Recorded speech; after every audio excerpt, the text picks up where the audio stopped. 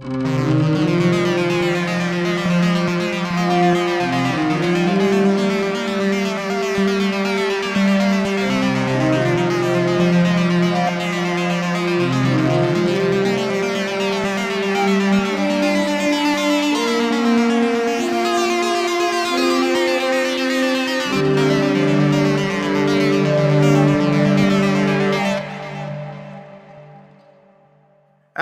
and welcome to Risky Standard, an actual play podcast featuring a rowdy group of best friends playing tabletop role-playing games together.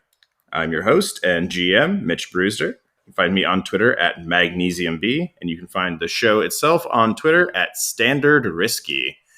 With me today, I've got Pete Loftus. That's exactly right. I'm Pete Loftus. You can find me on Twitter at ChipEnjoyer. We got Malcolm Hall here. What's up? You can find me at the store buying coconut LaCroix. Disgusting. And we also have Timothy Mans. Hiya. If anything that you might want to find out about me, just Google Axe Hoarder. Something will pop up. So, yeah. Hey, not to mention all of the music featured on this show. Indeed. There might be a Bandcamp coming soon for all you who are listening. So, I'll have to hop on that. Ooh la la. Today we are continuing our campaign of Beam Saber by Austin Ramsey. As always, you can find Beam Saber over on Austin's itch.io page. You can find Austin on Twitter at NotAnIn. And today we are kind of picking up hot on the heels of our last session, where the crew had arrived on the outskirts of the town of Farron's Bluff to meet with a caravan of the nomadic ecologist shepherds known as the Drovers. So last time you all met with these Drovers, a smaller caravan of them who call themselves the Dust Cutters, to try and persuade them to join you in creating a big distraction in Farron's Bluff during a Concordat temple dedication ceremony by leading some of the giant horned triops that they shepherd on a stampede through the town square where the ceremony is taking place.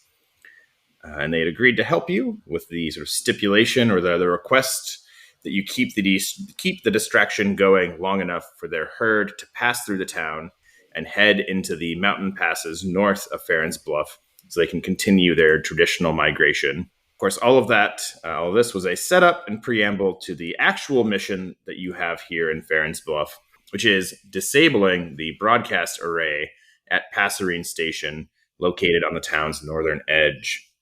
So I think we can kind of jump right into stuff. We left off the end of that meeting, kind of the Drovers agreeing to join you. And I think we're just going to cut right to, our last shot was night, the moons of Ember kind of lighting the desert. Harsh cut to the high midday sun overhead. I think we can maybe get our first big shot of Farron's Bluff here, which is this small to medium-sized town.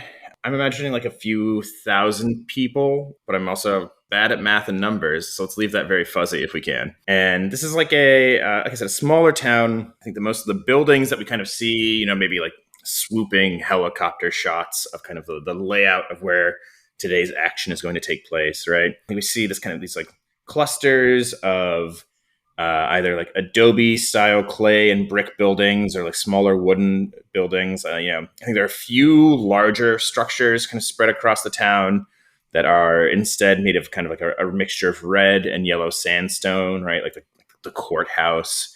Maybe there's a clock tower or bell tower somewhere here. A few of these kind of bigger structures, but I think for the most part it's kind of a rustic rural desert town is kind of the vibe here.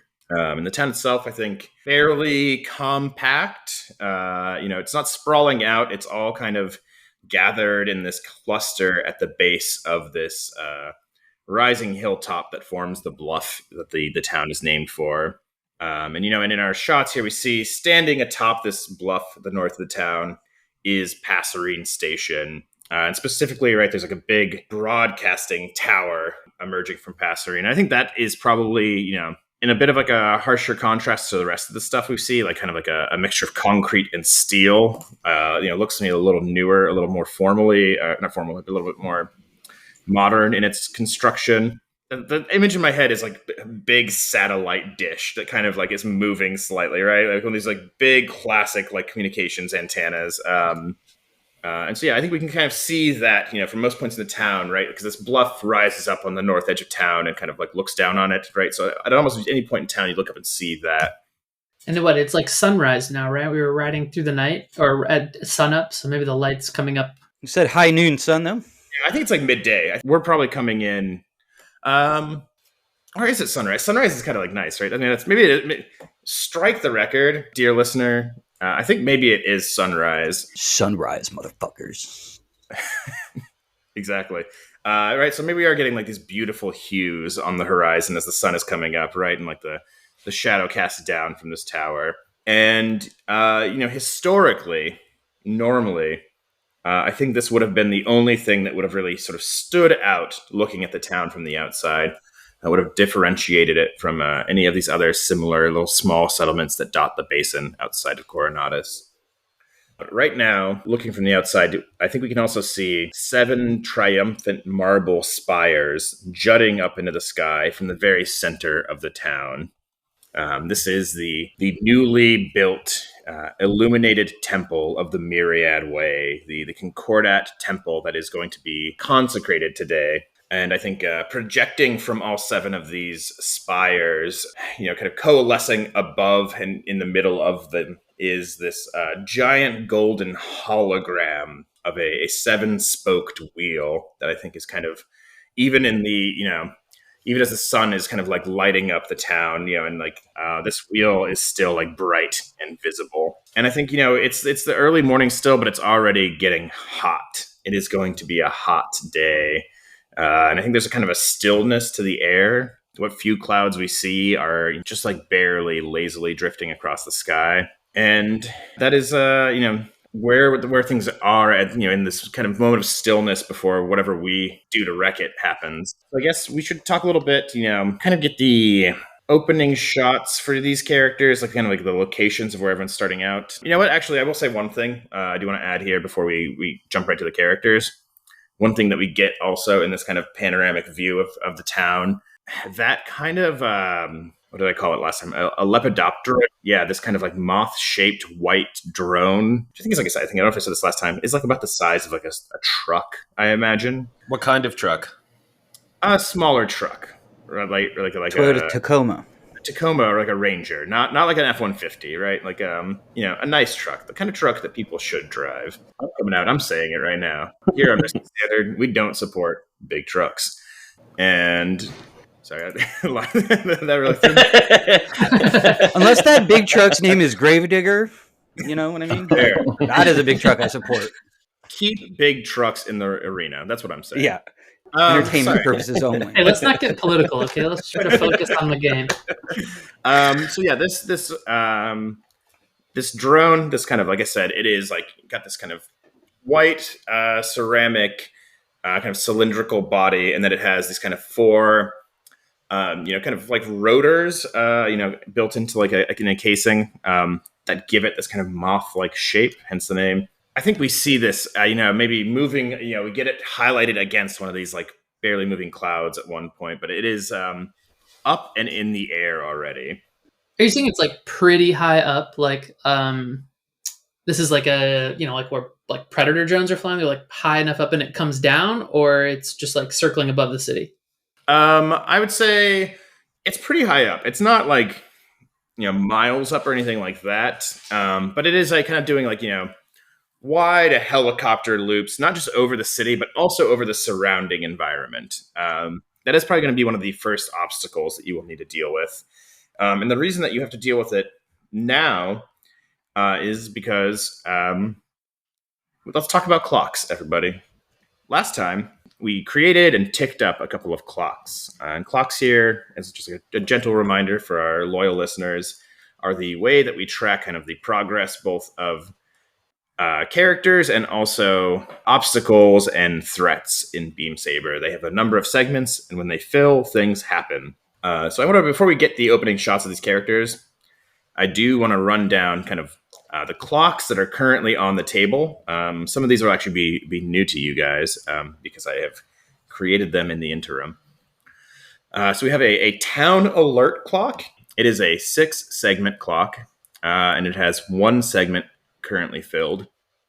And this kind of measures the response of the military force in Farron's Bluff. And once it is filled, the Concordat will fully engage the military forces in the town, which includes, the whatever reinforcements are awaiting at the nearby garrison that the Concordat have here. We also have the Passerine Station Alarm. That is a 4-segment clock, and that one was ticked once, so it is also one of 4. When this clock fills, the station at Passerine Station rather, will go on kind of full alert. And this is separate from the town alert in that it will be kind of like a more intensive lockdown of that facility specifically, and will also kind of lead to troops and reinforcements heading to that facility, which is, of course, the facility that you are meant to sabotage and potentially steal data from. And then these 2 other clocks, these are new clocks that we're going to keep track of during this mission. One of them is a 6-segment clock, and it is just titled The Stampede, although maybe it should be like the Stampede and Retreat. And I think this is a clock that is measuring the progress of the Stampede that the Drovers are going to run through Farron's Bluff. And when it is full, they will have completed their run through the town, made their way to the other side, and reunited with the bigger herd and made their way north into the mountain pass. And kind of a mirror to this clock, or another thing to keep your eye on, is that we have a clock called the Dust Cutter's Herd. This is a 6 out of 6 segment clock. It is already completely full, and it represents the overall health of the Drovers and the Stampede. And if it is completely depleted, the herd and the attending drovers will have been cut down by the security forces at Farron's Bluff. Presumably, part of your job here is to keep that from emptying out. Although I guess that's not part of your mission, so... It's my mission. If this goes bad, I feel so bad if this whole herd gets decimated because of this wacky idea. And so, yeah, I think let's get these opening shots first. Let's get kind of rough picture. Let's talk through it. Who's with who? Where are you at? Kind of, like I said, the plan is about to start, right? I imagine wherever the drovers are at, whoever they're with, right? They've probably split into 2 at this point. I think there's a smaller contingent of them. I think with this contingent we see, Cygnus Strand and probably also Kite and Paul, 2 of the drovers that we met last time. I imagine they are there with these dust cutter bikes with, maybe a couple other drovers. And they have selected, I think, kind of the hardiest bulls from the Great Triops herd. The fastest, the biggest, the strongest. The ones that are going to, make the biggest ruckus moving through town. So like I said, I don't think this entire herd is getting sent through for a number of reasons. But one, it's kind of risky to send the entire herd on a stampede. So I think they've kind of assembled a smaller stampede force that will be driving in through town while the rest of them kind of creep around Farron's Bluff and make their way towards the mountain pass that will give them access to their traditional migration routes to the north. But that said, so who's where? Let's talk about it. Yeah, I think maybe we get a scene of the 3 of us, as we're about to break off. If the drovers are going, out to the western side of town and driving north with the bigger herd, there's probably a moment of split there where we're kind of going to go into action mode, right? Where I guess the 3 of us have a moment before we kind of part ways to meet up later. We'll just run down the plan, right? Des, Carta, you with me? Yep. I don't know how long I can hold their attention, but my hope is to give you enough of an opening to get in, insert the spike, do whatever you need, and I'm going to need you guys to work fast because I think there's too much at stake here to really draw too much fire. And I'm confident in being able to hold this off, but we've got maybe an hour at most. I'm going to take out that the eye in the sky, give it a good poke, and see if we can get any of that overview that they're going to have off the table. And then from there, either of you radio me in. From where I'm at, I'm going to be able to hit everything. Where are you going to be? You got a position picked out? So if up at Passerine, if we're coming up from the south, right, I think that they're, from the maps that I've seen and, some of the drones, recon that I've done, there's some lower, smaller foothills that I think I can pass up through, come up on, just the east side and hopefully, sneak my way up in there and cut the difference between the middle of town and Passerine Station itself so that I can do a pivot to do whatever needs to be done. Recon also shows a rail station on the east side of town, which I'm a little nervous about it just in the case of reinforcements. But if you're near there, I think they should give us at least enough of a drop. We can tell if something bad's coming our way. Which, Des, that brings us to you. What do you need? Just time.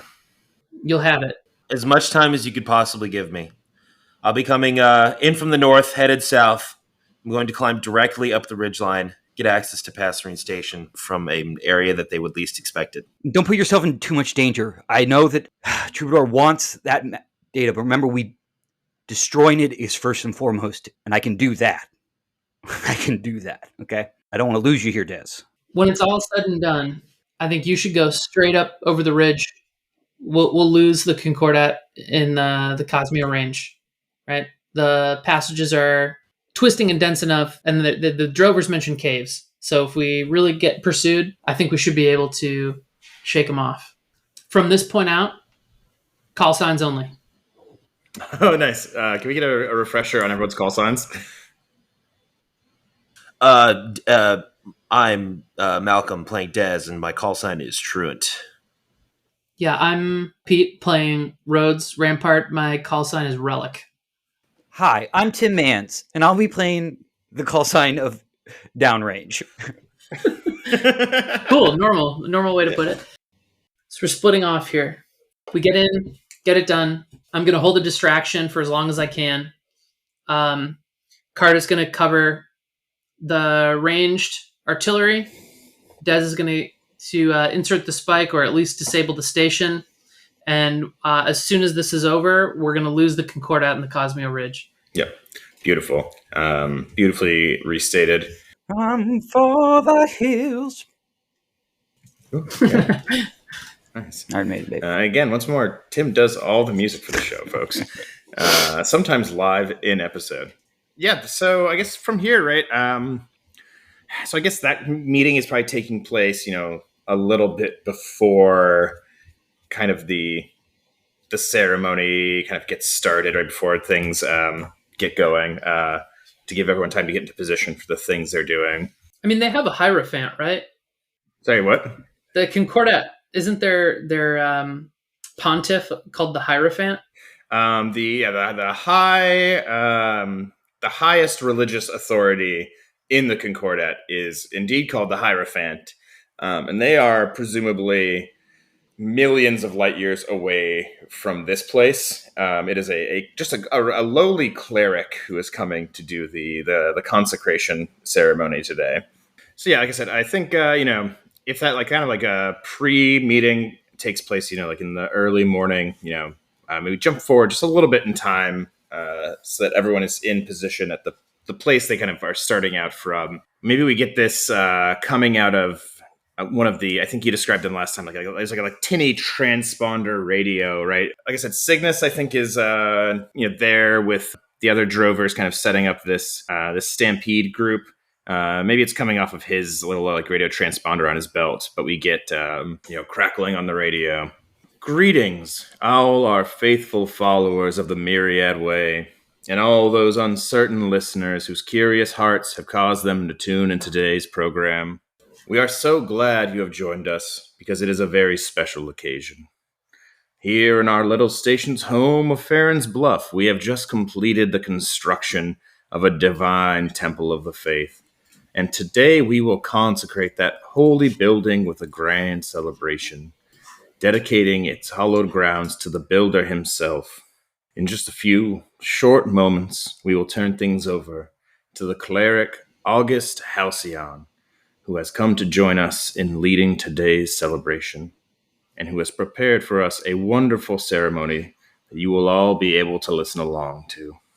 And, it fades out, this woman's voice kind of continuing on as she prepares, does a preamble to the ceremony. And so, yeah, like I said, drones is high in the sky. It's doing these lazy circles kind of around the town's perimeter. We see that seven-spoked wheel kind of turning idly above the spires of the illuminated temple, a marker of where this stampede is going to be heading in a short moment. The question for me is, who's acting first? I know that our last roll was kind of convincing the drovers to come along as part of a stampede, and we called that a setup action. That roll was a failure, so no one is getting an improved position or effect. I think that maybe like with Carta going out east and kind of going around, knowing that getting that eye out of the sky is his main goal right now before anything else starts, that if there's a way he can try to, whether it's not sending up a flare, but kind of like if there's a way that he can trigger a heat sensor or something like that, that maybe the drone starts to travel further out that way to do something, not like make its guards go up, but just something that would trigger its like go check out whatever kind of disturbance that might be, so he can draw it away from the town and hopefully like disable it while it's out over those foothills and a little bit away from what might be heard or seen by the larger, population of the city or from the passerine or the garrison. I like that. What does that look like here? And what do we think that action is? I think it is maybe just like with, I guess survival tools or something, that we would all have like with a flare to like catch a little bit of brush on fire and stamp it out. And then, so it just like smoke is coming up. So something that could be pretty like inconsequential, but would be maybe looked at anyway. Sure. Or you like it was drawn to heat signatures before, right? Right. So I was saying that, yeah, we do something kind of small fire. It's not like giant, and I'm not shooting up a flare, but enough to have like a heat sensor be triggered so that it heads out that way as Carta and the semaphore find some coverage. I was thinking like, I don't know what they're called on Imber, but in like a manzanita, they're kind of like those like reddish branches. They're like kind of low to the ground trees, but enough that in his frame, some scrub. Yeah, enough that he can like get crouched down and hidden a bit more among them. Like I think I've mentioned before, Carta's mech does have like some ghillie suit elements to it that allow it to blend into its surroundings, as a good sniper does. So, sure. So is this the thing that Carta is doing? Yeah, with that, if that is I guess maybe a prowl or a... So question for me here, is this a thing that Carta is doing in his mech? Yeah, he's all in mech. He's in mech right now. So like... Okay. Then that, my friend, is going to be a vehicle action for sure. Unless it's a thing that you set up like forehand on foot, you know what I mean? We could like, that could be a flashback, if you want it to be. I think he's in the vehicle and it's kind of just like, as he's going through the hills, he's scouting, he's looking for his places, and he goes like, all right, there's some coverage, hit a little flare spot here, have some of this brush go up. So so this could be, there is like a flare mortar on as like a vehicle item. That might be bigger than you're thinking though, it sounds like. Well, then I guess if the semaphore does have a kind of a platform that from the cockpit he can get out and stand on, so maybe it is like more of he hops out real quick, hand flare gun down there, just so it's a bit more controlled. Yeah, there are flashlights, flares, and glow sticks also on the pilot sheet. Okay, then maybe it is a pilot action, just so it's something a bit more controlled and not, a giant... yeah, that makes sense. Robot shooting a gun into the earth. Yeah, so I think definitely mark, flashlights, flares, and glow sticks on your character sheet. You have a heavy load, they take one load, so that's definitely... You got plenty of room to play with still. So this is, you're coming out, you said this before, the semaphore has kind of like a platform right near the cockpit that you can come out onto. Yeah, so like in the cockpit, the semaphore is a little bit crouched over. It's kind of got it's not fully like bent, but it's like a haunch thing so that it can get down on its knees and get into sniper position as needed. And yeah, just on its shoulder, like where there would be a shoulder armor, from the cockpit, he can hop out there so that if he ever needs to, as a pilot himself, get out and do his sniping, he can do that from there as well. Also, because it was originally intended as a surveying mech, it's also there just so that anyone who was using it for its original purpose could get visual human eyes on it or do anything that they would need to do in the field from there as well, with a higher vantage point. All right, I like that. So what do we think the role is here then? You've kind of stepped out on this platform. You've got is like a flare gun. Is that what you're doing? You're like firing a flare gun into the brush? Just some like dry brush that, it would help catch it. Okay. What do you feel like that is here? I think survey, just like I'm looking at the land, I'm seeing like what is here in front of me, where the hills are, where the brush is. This is going to be a good space for it to fly over to inspect that, where I am hidden and have maybe a little advantage on whatever might be coming to check it out. So, this is, we've talked before, because your engagement roll, I think we're going to kind of keep that going forward, at least into this roll. So this is going to be a risky standard effect. So we'll call that risky standard here. And so starting out, you're looking at survey. That is 2 points in survey. So that is 2d6 to start. Yeah.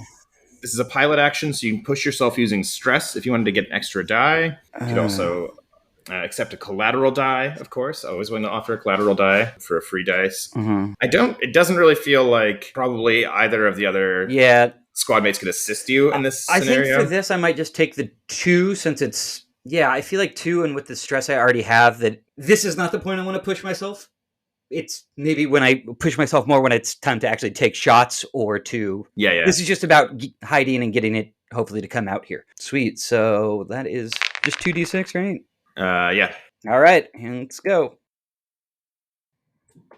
That is a 2 3s. Oof, not great. Yeah. That's a 6 if you add them up. Yeah, right? And we'll be doing that, or... Unfortunately, we just kept the highest roll here in Beam Saber. Sticking to the rules. So on a risky roll, on a 1 of 3, as the rules tell us, things go badly. Yes. You do not succeed, and you experience a risky consequence.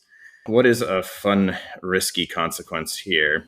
It's dry. It's hot. Yeah. It is a hot season in Ember. And maybe if you'd spent a little bit more time, really check the brush, you could have realized this. But I think you fire off that flare, and it doesn't just create a little blaze, like a little spot of heat, right? That was my big fear, that was maybe what would happen, but... Right, it bursts, right? There's it catches and it spreads, and the fire grows. It's not immediately raging, it's not immediately out of control, but it goes from a campfire size, right, to a blaze almost instantly. And it doesn't stop either. It doesn't burn itself out immediately. Yeah. And so it's starting to kind of creep. I think in time it'll even get to the place where your cover is, right? It's not there yet, but there is this kind of this risk, that given time, your own position is going to be compromised by this fire that you have started. Okay, nice. Young and dumb. Don't play with fire, kids. And so I'm also going to, the mechanical representation of that is that I'm going to take a clock. I'm going to increment the town alert clock 2 segments. So it is now 3 out of 6 segments full. And that is because, right, this fire going up. Yeah. Sorry, boys. Spurs, this drone to start. It does start heading your way. Sure. But is there a way that you would see this? I don't know if there is. Do you have we haven't talked about this. I think you probably have a line of sight towards the town, right? That's part of your positioning. Yeah. So I can see it coming towards me, and obviously whatever else I would need to see in town. Yeah. Yeah, so what you can see also towards town, right? You can see the high walls of the that surround the repurposed manor that now serves as the garrison. And so I think that you can see the gates at that garrison open up, and a white armored hover vehicle moves out of the garrison. And this is I think kind of a bulky, smaller kind of I guess little armored vehicle that I think has a currently unmanned but mounted turret on the top of it, kind of double barreled gunner's turret with a hexagonal kind of ceramic plate shields. Yeah, you're kind of a little floating, hovering Humvee kind of vehicle, a little bit more angular, and this thing kind of takes out from the garrison and also starts. They don't see you. I think you're in cover, and they're also a ways away. Yeah. But I think that this vehicle starts also driving out in the direction that you are at. So there's going to be, not just this drone kind of coming your way shortly. Yeah. But I think also in due time, this vehicle will make its way to where the fire is at. Cool. And I think that's a good place to kind of, Sure. Well, let's get the radio, Sure. I was just gonna say, Carta, did you start a fire? It's under control. It's downrange. Immediately broke my own rule. Yeah. I think like as Rhodes probably clocks like this like billowing smoke coming from the west of town. That's probably like recognition of like the clock being ticked here is like, all right, Truant, where are you now? I am crouched, waiting for my cue, and I guess this is it. Sounds like the timeline's moving up. I'm gonna move this stampede through town, and let's get this going. I think we're burning a fuse, so to speak. All right, I'm already turning on the engine. I'm moving. I'm already like Okay. scooting. Presumably, we hit the optical camo. Oh, absolutely. Yeah. I mean, but it's already been on. I was gonna say, I think maybe we cut to Des here first. I don't know what Yeah. makes. We get like Dez's move because I think the drone. Des, you can see it. You are kind of in like the lowlands, kind of north of the bluff, right? Right, like kind of facing towards the cliff face. And so you see when that drone, I think, kind of cuts off of its path to start heading away from you and towards the now it's like you can just see the wisps of it, but smoke starting to rise on the eastern horizon, where Carta's distraction is happening. But yeah, so what's your move here? I'm gonna start climbing up the ridgeline and get in position behind the Passerine station, so I can eventually get out and do my thing. Okay. So yeah, like I said before, this is like the bluff as such is like a pretty sheer cliff face, right? With the station kind of up on near the edge of it, and so it is absolutely like a climb to get up there. You're just gonna like rock climb up it in the mech. Is that the move? Rock climb up in the mech. That is the move. I guess we've seen the Mercuria on screen at this point, right? So we kind of have like a general fun. What does it look like when this optical camo kicks in? I don't think we've seen that in action yet. It kind of looks like a very, very fine, almost indistinct sort of shimmer takes over the cover of the Mercuria, and it looks like almost like water. Oh, sick! Yeah, mm-hmm.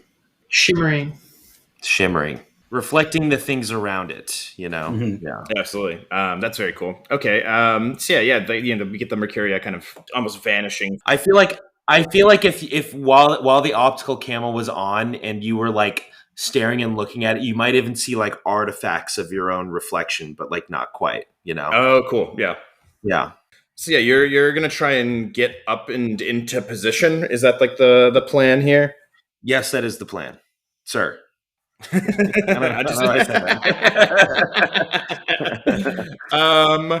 Okay. So what does that look like? What do you think you're doing here? I'm maneuvering the vehicle, and I think that I am in the bipedal orientation. So my sort of position within the machine is I'm sort of like in its belly, kind of, and I'm climbing. So we've talked about the Mercuria as having kind of like a little like gun turret.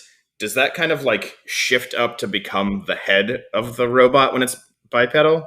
Yeah. Well, yeah. It's more like it's like I don't really have a neck, so Okay. sort of. I'd say my arms are kind of sticking out of the side at very, where my ears would be. Does that make sense? I don't know. I keep thinking of like in the new Star Wars movies, there's that droid, the ball droid thing where it's like its head just like spins around. Where if you've like omnipedal, like everything is BB-8. interchangeable. Yeah, BB-8. BB-8? Yeah. Oh. Is that what you're thinking of? Where it's like everything just like shifts? No. It looks nothing like BB-8. Okay, all right. No. It kind of shifts like. Imagine like I'm standing, right? And then if I wanted to go in the quadrupedal mode, it'd be like me. I'm doing like a backwards crab walk, like you did in gym class when you were a kid. Yeah, something like that. Okay, so you are moving in, and you're starting to like climb this cliff wall. I think that this is definitely still risky. I don't think that you have moved into desperate yet, because I think that even on that failure, Carta has still kind of backwards succeeded into distracting the drone. And so it's not like looking directly in this zone. So I think risky, not desperate yet. And again, I think this is a standard effect. I think I'm not going to say it again. You know what it is. Yeah. Okay. But maneuver. It looks like you have two pips in maneuver, so that's 2 dice to start. You can always push yourself if you want. If you want a collateral die, it's on the table. I always tell you what it is before you take it. Again, I also think you're not really in a situation here where someone could assist yet. I'm just going to stick with my 2 God-given dice on this one. As the Lord intended, as the builder intended. So yeah, that's 2 in maneuver. Go ahead and roll 2d6 to kind of climb up this cliff face, which will bring you up level to where actual Passerine Station and the surrounding kind of structures are. All right, let's roll the bones. All right. 5. All right. So that is a mixed success. A success at a cost. So the pilot does it. There is a risky consequence. So I think I'm going to kind of go the route of 2 controlled consequences here instead of hitting you with a risky consequence. And just another shout out to Beam Saber here. It has a really excellent reference sheet with a really nice spread of what your by the rules, what some of your best options are for consequences for all of the different positions and effects. Just a really comprehensive reference sheet makes it a real joy to run. If you haven't already, folks, Austin Ramsey's itch.io page, which I think is just austinramsey.itch.io. Check it out. It's a great game. And to be honest, if you're here, pretty good odds that you have checked it out. But if you haven't... Yeah, so 2 controlled consequences. Let's hammer it home. 1, we're ticking clocks, baby. I'm going to tick up the Passerine Station alarm clock here by 1. So it is now at 2 of 4 segments. And so I'll get to the other consequence in just one moment. But, I think maybe this is partially just kind of a response to the growing fire situation over by Carta here. And maybe it's also, we get the Mercuria semi-invisible, scaling this cliff face, and maybe there's a moment, you're nearing kind of the lip of the cliff near the top, and you go to grab onto a chunk of rock or something, and it just crumbles. It gives way under the force of the the actuators, the grabby claws. I don't know what the Mercuria has for. I believe the technical term is grabby claw. So yeah. Actuators or grabby claws. But I think whatever you grab, it crumbles and it sends scree scattering down, right? And then it's a sound. You're kind of hyper tuned for it too, but it feels like it's just echoing as these rocks bounce along the cliff. They catch a lip as they're going down. And so as the Mercuria comes up over that cliff face, you're greeted with the sight of Passerine Station. I think the thing that's immediately in front of you is a fence, right? I think this is a fenced-in kind of station. It's a razor wire topped fence with probably kind of a concrete barrier that goes up to be what would be chest high for a person standing out there, with then fencing coming up above, razor wire going around. And then beyond the fencing, of course, you have kind of immediately to Desmond's right as you've kind of come up over the lip. There is the big building, this big 2-story building with the tower built into and then coming up out of it. This is the main broadcast building control center for Passerine Station. I think there's another smaller building kind of off to the left-hand side of this complex. And from it, you can hear, even in the cockpit, I feel you can almost hear, right? There's a thrumming. And I think your tactical, your research before this would have told you this is the generator array that powers this station. And then beyond that, I think you can see all across the complex to the other side, there is the gates that, and the road that winds down from the bluff. There's a little watchtower there. And there's also a smaller kind of squat, kind of concrete, kind of bunker looking building that's right near those front gates. I think that or would know from your research, that is the security hub for this little installation. And out of that hub come 2 people who seem to be kind of they're guards, right? They're coming out there. They're kind of patrolling there. They're checking. We even see one of them, their heads kind of whip towards the direction of where the Mercuria is. They've heard this rock tumbling as it was starting to pull itself up over the edge. They are wearing white tactical armor, this kind of heavy plated armor that I think really evokes, in my mind, classical knight's armor, plate armor, right? hell yeah. with like black fatigues underneath, right? So it's like the harshness of like the white on the black underneath. I think on their chests, we see the same symbol, this 7-spoked wheel that I think is like faintly luminescent, right? It's like faintly glowing in the chest of the armor. I think they're also wearing half capes, right? Like little capes on like one pauldron of their armor that I think are like gold trimmed and have kind of a really little lilac, right? This is the Lilac Legion. They've got like the flower, like it has like a crest on these like half capes. And of course, they're wearing helmets. I imagine, I never know how to say this right. Sallet style helmets? Sallet, probably, right? It's French. But they are these kind of helmets that have kind of this like white, it's like swoop. They have this like swoop backwards and kind of just like a thin visor. And I think that visor is glowing with like kind of like a faint purple light, like a really soft purple. And I think, they're holding like big assault rifles or something, right? Yeah, assault rifles, like big guns. And I think, we see one of them start moving like towards the fencing where the Mercuria is at. Or like Mercuria is on the other side of this, right? Like you haven't crossed over the fencing. That's like an obstacle in your way. But I do think that is the second consequence here. Is that I think the Mercuria has moved itself into a desperate position. There are now guards who are kind of like actively searching the grounds, like looking for the possibility of an intruder. And the Mercuria has kind of emerged, I think, from that cliffside, kind of out into the open. And your optical camo is on, so I'm not saying that you've been spotted yet, but I think you're kind of like out in the open a little bit, and you've got people coming in your direction to like look for you. And I think maybe we cut here, right? I think the Mercuria has just like kind of pulled itself up. These guards have come out and are like moving in that direction. And I think we can cut to Rhodes and the Stampede and get what's happening on that side of town. So I think back to Rhodes, kind of like settling into this drive with the like bull tri-ops out in front. I don't know how big this herd is, maybe a couple of hundred, probably like the most, I don't know, like the biggest horns out of this bighorn group.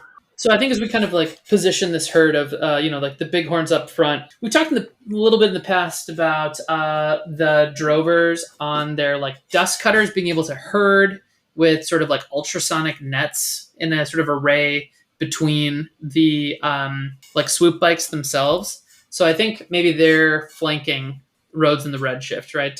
Chiton and Cygnus are both with us. And I think as like, we can see smoke on one side. I'm assuming, Des has kind of communicated like the current settings. This might be happening like simultaneously even, right? Like this, you're moving in as Des is making his move, right? I think that would time up in that wall that you said before. Yep. And I think Rhodes would, like patch in the comms to Cygnus and say something like, this is it. This is the Rubicon. Past this point, stealth's not an option.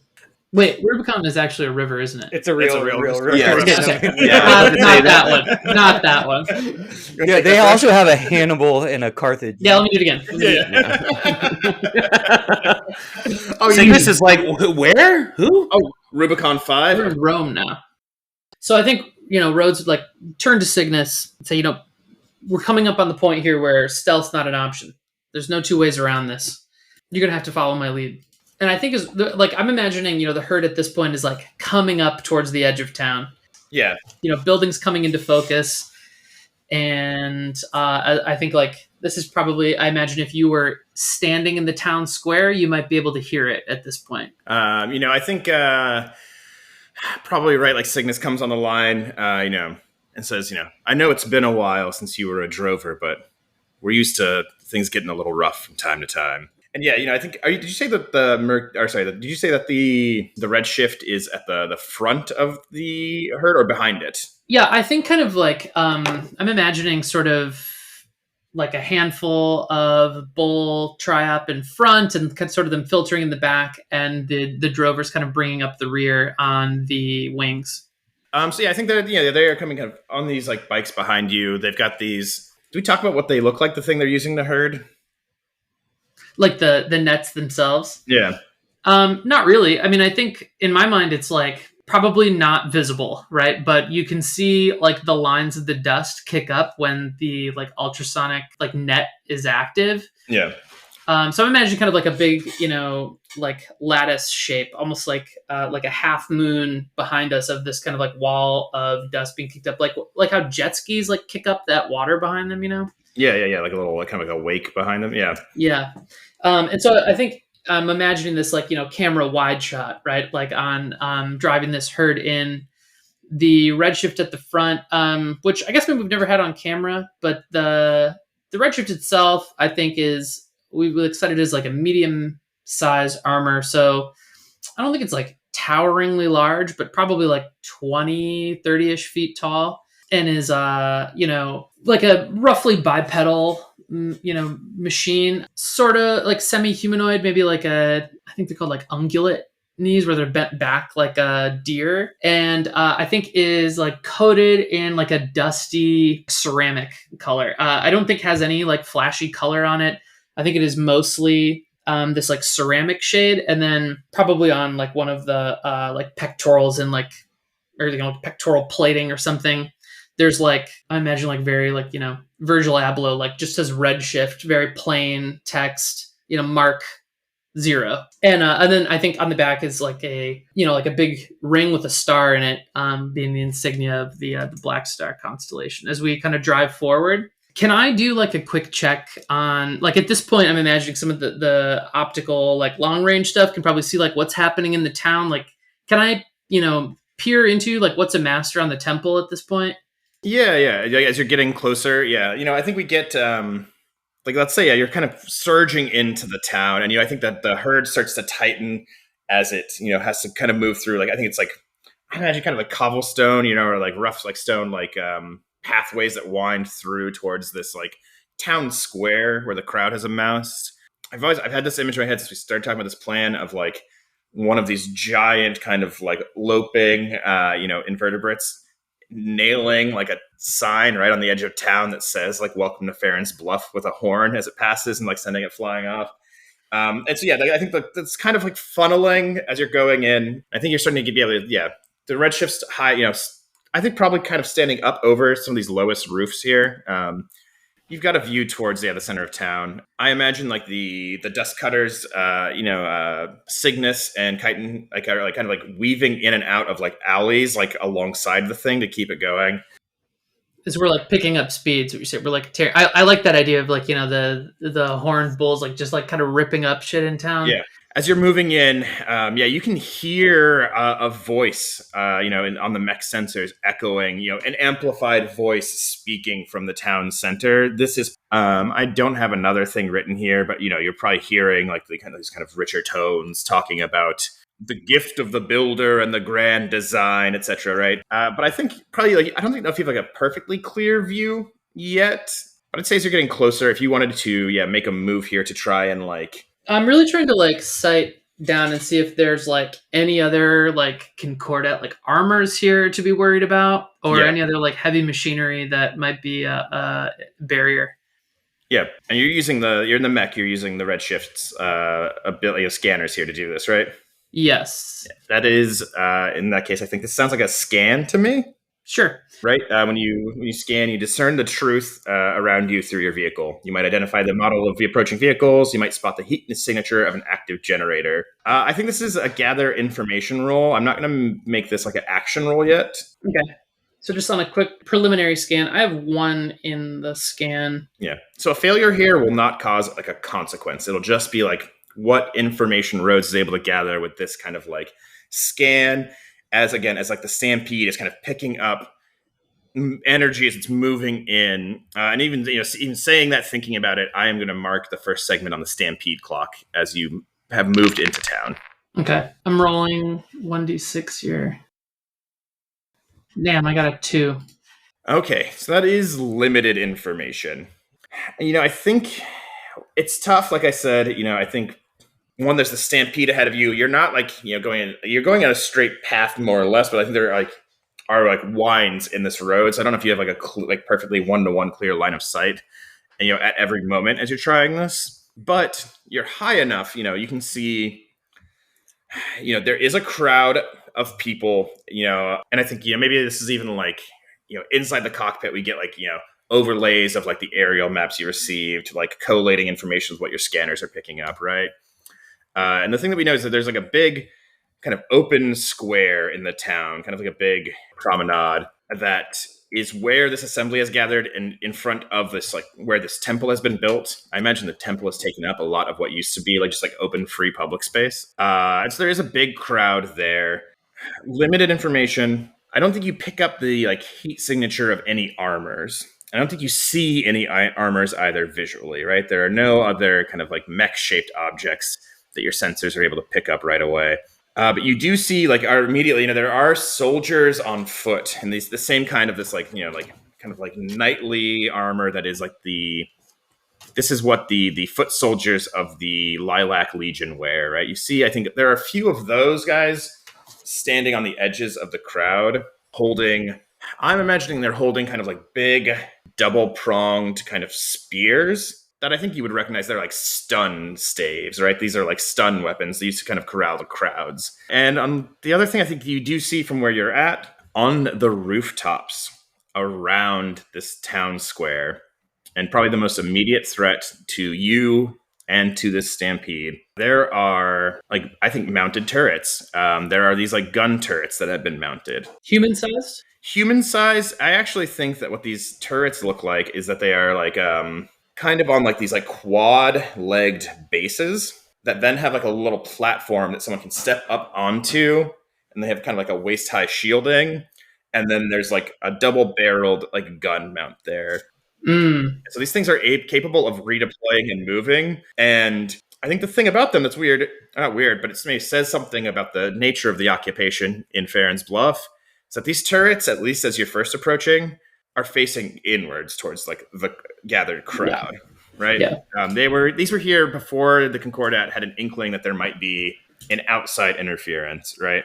Mm-hmm. And so there are, I say unlimited information. I'd say you gather. There's about 8 of these kind of arranged, circularly around the entire square. So there's probably two of them that are near the kind of the way that you're coming in, and maybe those 2 you can even see had like. I don't know if the barrels have swung yet, but you can see that like the gunners who are in this similar, same kind of armor, have like turned their heads. They're kind of like looking for the source of like this rumbling sound that is like getting louder and louder, and started to compete with like the projected voice of the cleric August Halcyon. Mm-hmm. Okay, cool. So I think as we're coming into town, kind of processing all of that, would just like message Des and be like, we're starting this distraction now. And as I think, sending that message, I'm going to... I think that your radio crackles, right? It's Cygnus. You clocking that, Rhodes? They got gunners on the roofs. Armor plate on these triops is only so thick. We're going to need a little help if we're going to get through this. Yeah. I think as he's saying that, I'm would crack over to Cygnus, be like, I'll take care of the gunners. Just keep moving the drive. And pull, I think, like a machine pistol. But it, I think, like, looks sort of like, I don't know, like a...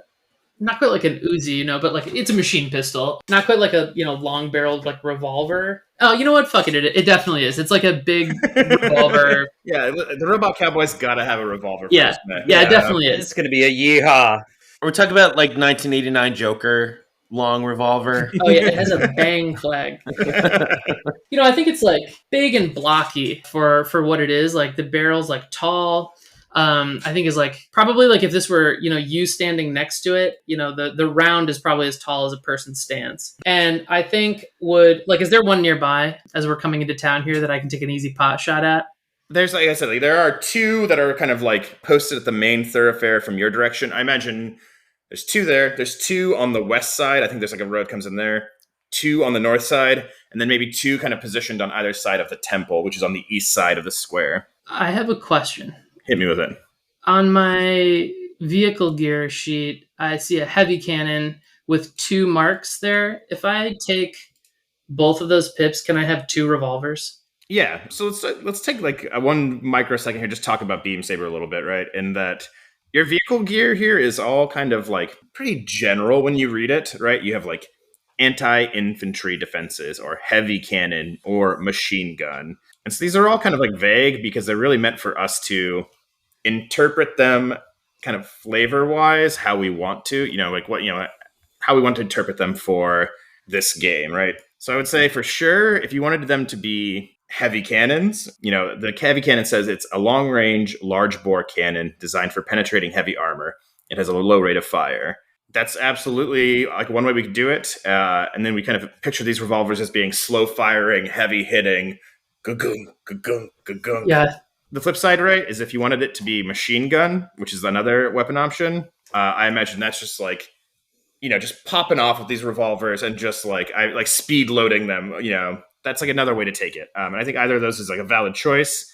It's all about kind of characterizing what you want to do with them. Yeah, I think I'm just going to go with the heavy cannons as like a big, like slug thrower. And I think like as, Rhodes is talking to Cygnus, I think like draws two of these probably from like some sort of hip mount on the redshift itself, pulling out these two big ones. And I'm going to, like, as we're kind of like entering into town here, try and level, I guess, is it, can I shoot one at a time or can I try to knock both of these? These guys that are closest to you? Yeah. I think that'll kind of come out in the wash of the roll, right? All right, sure. Yeah. Fair enough. Can't fault me for trying. Yeah. One way we could answer this, I could make a clock here, right? You want to do that? That's like, this clock is Ceremony Defense Force, right? And it's, let's make this a 6-segment clock. This clock represents the turrets, the foot soldiers there, kind of just like the other, maybe there's other things back you haven't seen yet that are like kind of like arrayed in defense of this thing. Just kind of like these foot soldiers and grunts. And so when you have filled this clock, I think you will have, successfully kind of defeated the immediate threat of this defense force inside the square, which is primarily, I think, these turrets right now is what you can see. Yeah, so I'm just going to try to pop off like a shot here and just, like cleave a hole into wherever the top of that building corner is. Yeah. So I think that is, let's look at your sheet, right? Let's talk about this. First one that jumps out to me is battle. When you battle, you engage in vehicular close quarters combat. You might lash out with your scoop arm. You might fire your Gatling gun in a dogfight. Feels like battle to me. Yeah, you're probably not bombarding, so you're not attacking beyond human sight. You're just fairly close up for such a huge weapon, actually. So you have two dice in battle to start. Anything here that you want to do? You want to push yourself? Would you like a collateral die? So on, so forth, etc. I'm going to save it. I'm already like halfway through stress, so I'm just going to try this the first time. Yeah, it's gone well for everybody else so far. Yeah. So Yeah, we've had great rolls. Don't worry about it. All right, I'm rolling 2d6. Nice. That's a 6. That's a 6. All right. Oh, what's the position and effect? Oh, shit. Sorry, we got really excited. This, I think, is still risky, and I think probably still standard. I think because the Concordat are like, these forces here are higher tier than you equipment wise, but you're in a mech. These are in like not quite infantry, but not quite armored units. Light infantry, yeah, sure. Yeah, so I think let's call that risky standard, and that will be 2 segments of that clock ticked forward. As I think you said you wanted to take out 2. Yeah. I think it's like, riotous thunder, kaboom, kakoom. Like you said, not even just like almost vaporizing, right? Like these turrets. I imagine like a hole punch through the like top corner, corner of this roof. As I imagine at this point, like we've announced the presence here, hard to ignore, right? Like as this kind of like thundering herd of tribes starts like tearing through town, barreling down on the square. I think, what happens is like as these shots ring out, there's kind of like a feedback on the microphone and kind of like frenzied yelling. And then there's kind of like a roar as the crowd as I think we see one brave Concordat soldier with one of these stun sticks steps forward and tries to like jab at the charging triops and just gets, hit and like flung aside like a rag doll. And I think, the crowd starts yelling and parting. Most of the crowd is the people of Farron's Bluff.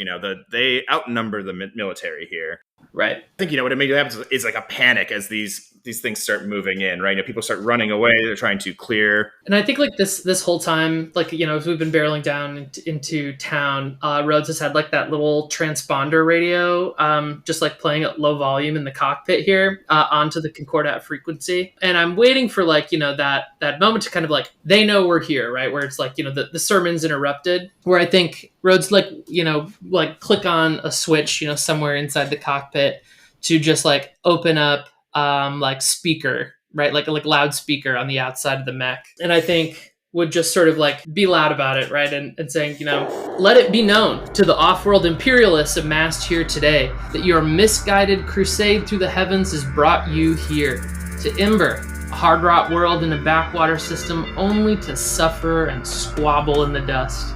I regret to inform you the god you seek is not here, nor on any planet, I suspect. I see you've taken great lengths to congratulate yourself all the same. We're here to remind you that Ember does not belong to the Concordat. It belongs to the great beasts you see before you, and the 5 moons overhead, and the cricket coyotes that howl through the night. To the free people of Farron's Bluff, should you remain, look around you, at your brothers and sisters, your loved ones. Look at the way station you've hewn from the rough earth. Look at the ceramic steel jackboots of the godfathers that bear down you, and ask yourself, as their monument to hubris towers over you, if there really is a place for those hands that built this city and their cosmic oligarchy. Remind them who built Ember. And I think, like, at that point, would kind of just, like, start opening up, like, some of this chaos here. I think Troubadour mentioned there's, like, a cell here, right? Yeah. I don't know what that looks like on the ground. Like, I'm kind of trying to spark a bit of a riot here. Do I need to roll for that? Like, yeah, that sounds like at first I thought it was just a cool speech, but it does kind of sound like it is maybe a role to like incite some chaos and rebellion in the town square. I think like, as you know, like we're going through this cool speech, like this is like the moment, right, where the herd's like broken into the square. And I think like the redshift is like taking its like first step over like into the plaza there where this obelisk towers. And I guess, yeah, so like if I'm like kind of trying to see what the attitude in the crowd is. I think it sounds a little bit like a command roll. I would give you command on that for sure. Yeah, that sounded like when you command, you force immediate obedience. You might lead a fire team in combat, browbeat a person giving into your demands. It sounds like leading a fire team into combat or inciting a group of people to become a fire team in combat. Let's get this command roll, and then maybe we will like kind of cut to the action outside. I think this is like, yeah, at the same time, this is like calling into the other two in the fire team here to like see, you know, balls in the court. Yeah. I kind of like the idea, maybe if folks are into it, I like the image of like other people with like the same, you know, you've got the radio station that's been playing like in the background as like a thing, and you hear, yeah, like you like said, like that kind of microphone feedback. You hear kind of like yelling of people on a stage, and then you hear a little tinny, a little distorted, but still kind of clear, like Rhodes's voice coming through the inner speaker, like the speakers of. Oh, they've patched in. They haven't even patched it, but the live feed is coming from a microphone on a stage, and it's picking up the sound that your mech is projecting. Oh yeah, sick. That's sick. Forced your way onto the radio that way. But I think if you want to kind of incite the crowd to like resist, yeah, that is a command roll. Okay, so I have 1 in command. I can push myself for 2 stress, right? No, you cannot push yourself for 2. I guess this is a pilot action. This is not a mech action. I'm sorry. I would say, yeah, you can push yourself for 2 stress here. Again, I don't know that anyone can assist you in this per se. I thought it was a really, really cool speech. And I'm like, you know, maybe over the comms, maybe just to Des, did he write that down? Like, I think he did. No, he must have. Is that what he was doing last night? Yeah, I'll push myself for the stress. All right, so that is 2 in your command. Again, I think I'm going to roll through on this. This is still risky standard effect here. Okay. Risky standard, rolling 2d6. Ooh, that's a 6. Nice. Damn. It is kind of where we need those 6s, like most, I do feel. So I'm pretty stoked that they're there. I think, like, okay, so last scene here, I guess, like, you know, as that happens, whatever, that one Lilac Legion, like, soldier who was, like, prodding or something, I think is, like, we come into town, last cut here before we cut away, just, like, the, you know, the red shift's, like, foot I think, come down like on top here as like chaos sort of breaks out in the square. Onto Yes. the dude. Crushing the lilac leaf. Yes, much soldier. like Hannibal's elephants. I hope we keep the Rubicon thing in, so that makes sense. Oh, right. Yeah, and I think, I will give you like a snapshot also of like the success here on a 6, right? I think we see some of the crowd are just running away, right? They're, like I think some of these guards are like kind of in panic attacking the crowd, right? Like they're kind of pushing the crowd who's trying to surge around them away with these stun sticks. There are others who are, I think a lot of the foot soldiers in the square have kind of taken up position on the stairs. These are kind of grand stairs. We haven't really described the front of this temple, but we'll give maybe a better shot of it in a second. But there's, I think, these big grand stairs leading up to this marble temple with this huge fresco on it. And I think a lot of the guards have kind of coalesced there to kind of keep the crowd at bay. I think we see, some people in the crowd have started to pick up like rocks and throw them at these guards defending the stairs. And at other places, they're kind of pushing back. They're making way for the stampede. And there's still chaos. Not everyone in this crowd has immediately become a rebel and taken up arms. But yeah, I think we see like that in places they're kind of this is turning into less of like a panicked run away from the stampede and more of like a riot happening amidst the stampede that is kind of pushing through. I just want like one dude in a corner, just like ripping a spray paint ring sign on some wall, A crew of people probably is what this actually looks like. And I think I kind of like at once as the speech goes on, these people are like from under their jackets pulling out, like probably not guns, but I imagine like they're handing out like things like batons. Someone has like an improvised riot shield already made.